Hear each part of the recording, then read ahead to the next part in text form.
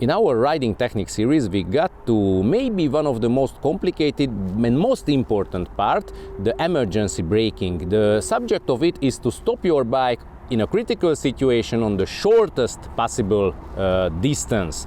Let's look in details how you have to do it on a safe and most sufficient way.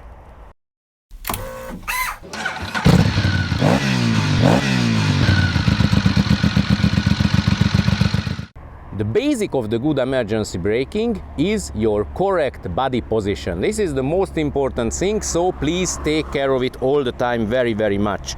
You have to have light hands. You never keep your body weight on the handlebars. This is the most important thing. So you have to keep all your body slowing with your knee contact. Keep very straight your legs and hold down part of your upper body, and always keep your line of sight up. So this is the correct position while making emergency braking.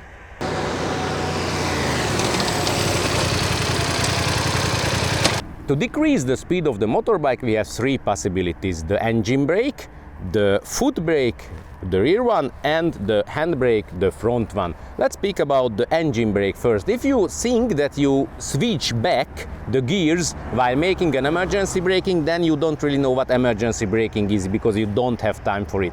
And the risk of using the engine brake is that if you do not pull the clutch in time, or you just make a strong rear brake and you kill the engine, then at the end of the braking your bike is not able to move, and this is a real risk. So the key to get out of this problem is very simple. When starting the braking, the emergency braking, always pull the clutch.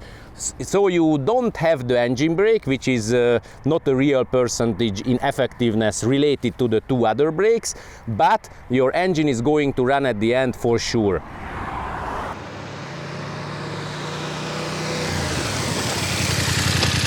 As everybody knows, the front brake is more effective than the rear one. The reason is very simple: because of the weight transfer while decreasing the speed.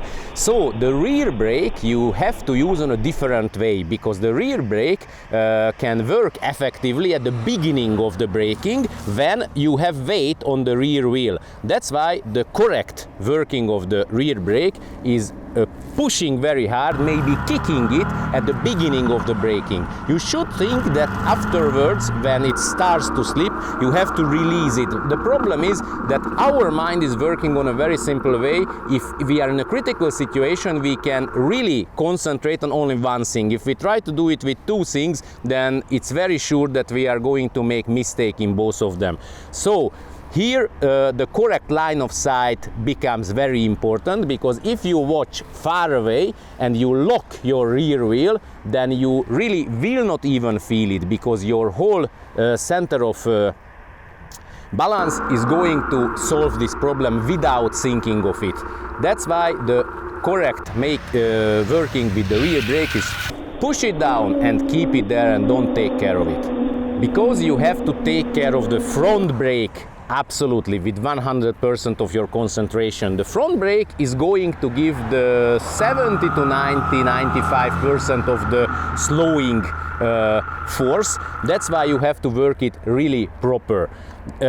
One thing that you have to avoid among every circumstance is to make it on the same way as the rear one, so pull it with a very hard movement, because then you lock the front wheel, and if you do not have ABS, you are surely going to fall on your face. If you have ABS, you're simply going to long your braking distance. The correct working with the front brake is the progressive braking, so you start to pull it a little bit slower and increase permanently the brake force until you reach the maximum. On this way, the front tire, the front suspension and everything can get ready for the big braking force, and then it will be really work the most effective way. And if you reach the maximum, then the next step is depending if you have ABS or not. If you do not have ABS and you feel that the front wheel is starting to lock, you have to release the brake force just a little bit, just to let the front wheel roll a little.